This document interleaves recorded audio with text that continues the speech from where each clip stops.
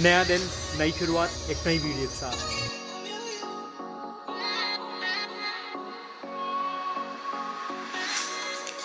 Hello guys, good morning, Sat Sri Akal, welcome back to my YouTube channel.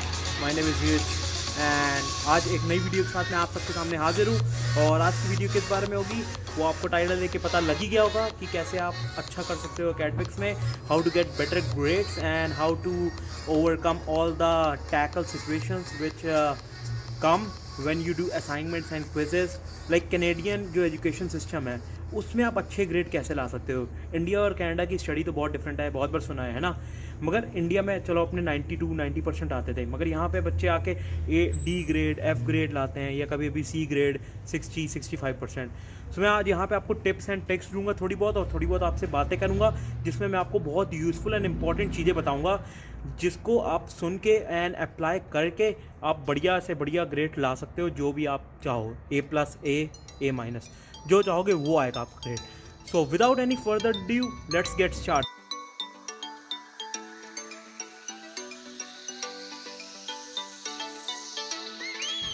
But या मैं चाबी लाना भूल गया अंदर से। सो सबसे पहले घर जाके जाते हैं और लाते हैं चाबी अपनी, फिर चलते हैं वही वाले पुराने वाले ग्राउंड और आपसे करते हैं थोड़ी बहुत बातें और आपको देते हैं थोड़ी टिप्स एंड ट्रिक्स। चाबी भूल गया, चलो चलो चलो।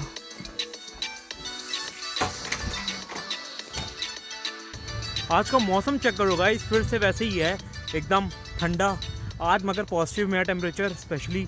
चलो अच्छा है ना। बर्फ़ तो अभी गिर नहीं रही, एक दिन गिरी थी यहाँ पे, मगर पूरी बर्फ़ हो गई थी, फिर 10 दिन लगे पूरी बर्फ़ पिघलने में। बाकी मौसम तो देखो बारिश वाला ही हर समय बना रहता है ना, धूप तो बहुत कम ही निकलती है इधर। मगर ये कहना पड़ेगा कि BC का ये जो फ्रेजर वैली वाला पार्ट है जिसमें मैं रहता हूँ, एबट्सफोर्ड वाला, वो आता है लोअर मेन एरिया में इनके, और लोअर मेन एरिया में इनकी बर्फ़ बहुत कम पड़ती है। सो ये बात अच्छी है कि चलो यहाँ पे जो स्टूडेंट्स आ रहे हैं, जिससे पहले आपने एक व्लॉग देखा होगा वो विनर्स वाला, जिसमें मैंने आपको शूज़ दिखा रहा था ना विंटर वाले, तो उसमें मेरा दोस्त बता रहा था कि ये जो लोअर मेन लैंड है यहाँ पे ज़्यादा बर्फ़ नहीं पड़ती, मतलब पड़ती तो है मगर as compare to all over Canada यहाँ पे सबसे कम पड़ती है बर्फ़। तो ये आपके लिए अच्छा है जो स्टूडेंट्स यहाँ पे आ रहे हैं।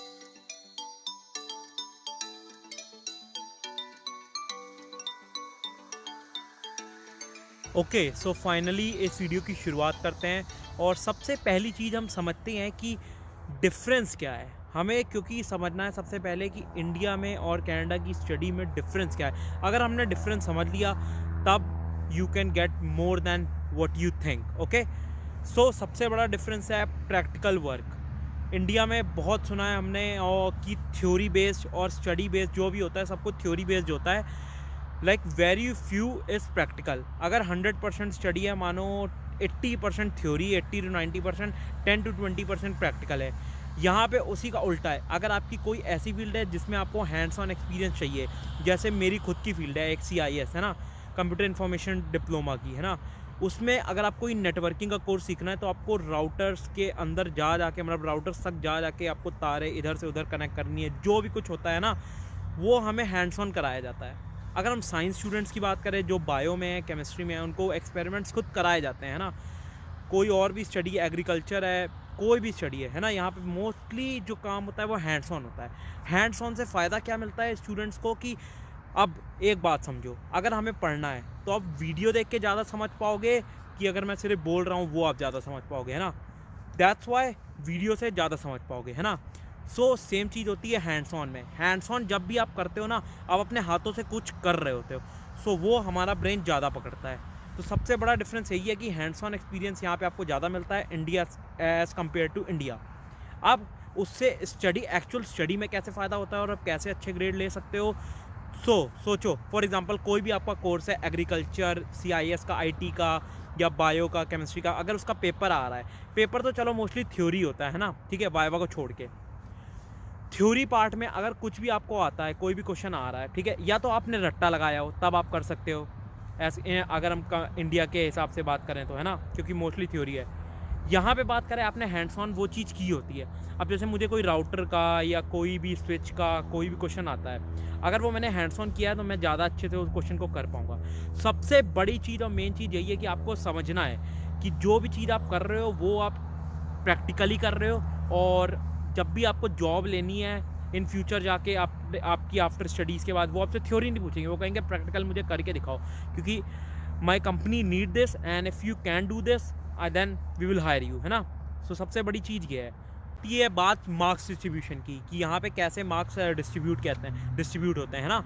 सो आपके कोर्स में क्विजेस भी होते हैं, असाइनमेंट्स भी होती हैं, लैब्स भी होती है, अटेंडेंस के मार्क्स होते हैं, फलाने ढिकाना छोटी मोटी और चीज़ें भी होती हैं।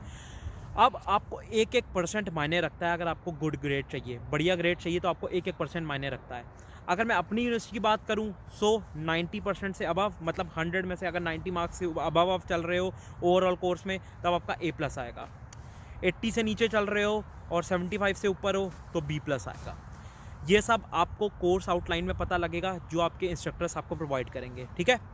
सो हर कोर्स का और हर सब्जेक्ट का वखरा या डिफरेंट डिस्ट्रीब्यूशन होता है मार्क्स का। जब भी आप कोर्स स्टार्ट करो, जब भी आप कोई भी नया सेमेस्टर स्टार्ट करो, चाहे आपका पहला हो, चाहे आपका लास्ट हो, चाहे आपके कोई बीच के हो, ये चेक करो कोर्स आउटलाइन कितने मार्क्स का क्या चीज़ है, और जो चीज़ ज़्यादा मार्क्स की है या जो चीज़ ज़्यादा परसेंटेज वो रखती है मायने, है ना, उस पर ज़्यादा ध्यान दो। अब फॉर एग्जांपल अगर असाइनमेंट क्विजेज लैब्स में अगर 50% की असाइनमेंट है सिर्फ कल्ली कोर्स की, ठीक है, सो आप असाइनमेंट्स पे ज़्यादा ध्यान दो, ठीक है। यहाँ पे अब आते हैं मिड टर्म्स एंड फाइनल्स के। कभी कभी मेरे यूनिवर्सिटी में तो मोस्टली ये सारे प्रोफेसर कहते थे कि अगर आपने फाइनल पास नहीं किया, मतलब मिनिमम अगर 40% आपके फाइनल एग्जाम में कल्ले नहीं आए, तब आप पूरा कोर्स फेल कर जाओगे, चाहे आपने कुछ भी, चाहे जितना भी अच्छा किया हो पहले, ठीक है।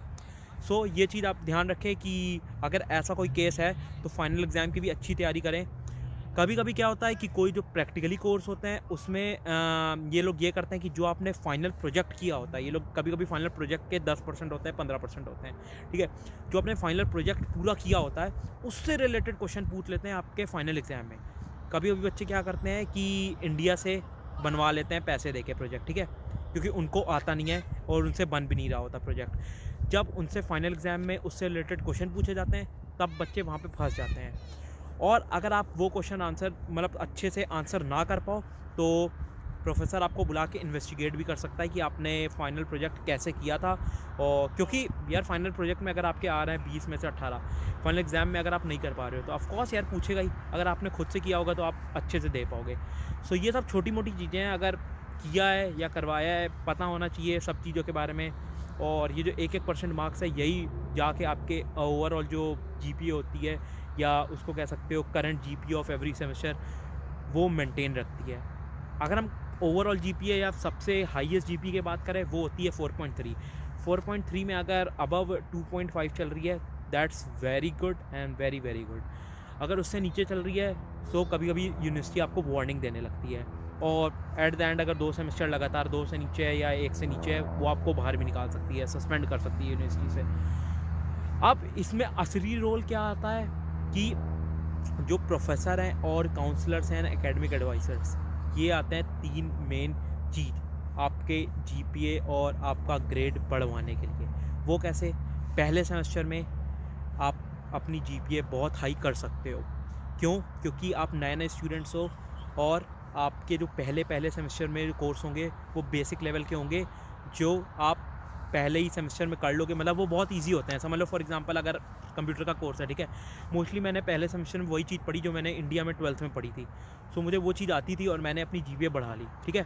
सेकंड, थर्ड, फोर्थ सेमेस्टर में जैसे जैसे हायर लेवल को, जैसे जैसे कोर्सेज़ का लेवल बढ़ता जाता है, वैसे वैसे आपको डिफ़िकल्टी भी होती है और आपके लिए हार्ड भी होता है बेटर GPA मेंटेन करना। सो पहले सेमेस्टर में आप जितनी GPA मेंटेन कर लो उतना अच्छा है। और वो कौन करा सकता है? आप खुद and professors, academic advisers and counsellors, और हेल्प लो अपने सीनियर स्टूडेंट्स की। अब आखिरी चीज़, इसमें एक चीज़ ऐसी आती है जिससे आप जिसको करके अपने मार्क्स को बूस्टअप कर सकते हो, अपनी GPA बूस्टअप कर सकते हो, और स्पेसिफिक सब्जेक्ट का आप ग्रेड B से A+ तक ले जा सकते हो आराम से। वो चीज़ क्या है? वो चीज़ है बोनस मार्क्स। कभी कभी टीचर्स आपको सब्जेक्ट्स में या असाइनमेंट्स, जो कल्ली असाइनमेंट्स, स्पेसिफिक असाइनमेंट्स में आपको बोनस मार्क्स के क्वेश्चंस देता है। वो कैसे? फॉर एग्जांपल कोई भी आपकी एक असाइनमेंट है, वो आपको करने को देगा। अगर आपने पूरी असाइनमेंट कर ली, आपको 100 में से 100% तो है ही उस स्पेसिफिक असाइनमेंट में। बाकी एक क्वेश्चन वो आपको एक्स्ट्रा देगा। जो स्टूडेंट वो क्वेश्चन को कर लेगा, उसको कुछ स्पेसिफिक परसेंटेज लाइक 5%, 7%, प्रोफेसर भी डिपेंड करता है कितने % का वो एक्स्ट्रा देगा, वो आप कर सकते हो, है ना। अगर आपने वो कर ली और आपका अगर वो क्वेश्चन सही है तो आपको प्रोफेसर बोनस मार्क्स देगा। बोनस मार्क्स को कभी भी छोड़ना नहीं चाहिए, उसको कर दो, क्योंकि वो एक्स्ट्रा मार्क्स है। अगर सही हुआ तो हुआ, गलत है तो कोई चक्कर नहीं, ठीक है, आपके मार्क्स कहीं कट नहीं रहे हैं।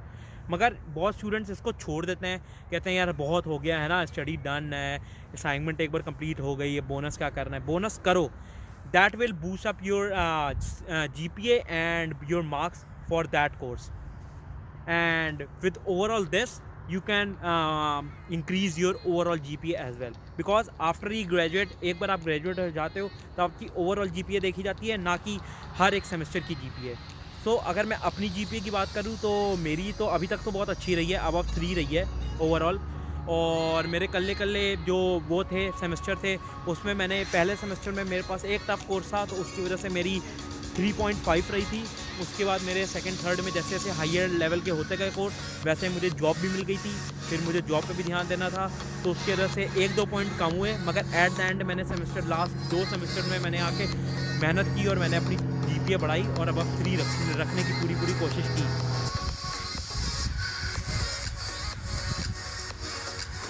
तो यही थी आज की video. I hope you like it. अगर आपको ये टिप्स एंड ट्रिक्स जो छोटे मोटे हैं कोई नहीं बताता, अगर आपको ये अच्छे लगे, so make sure to like the video, comment down below and share it with other students who are coming to study in Canada.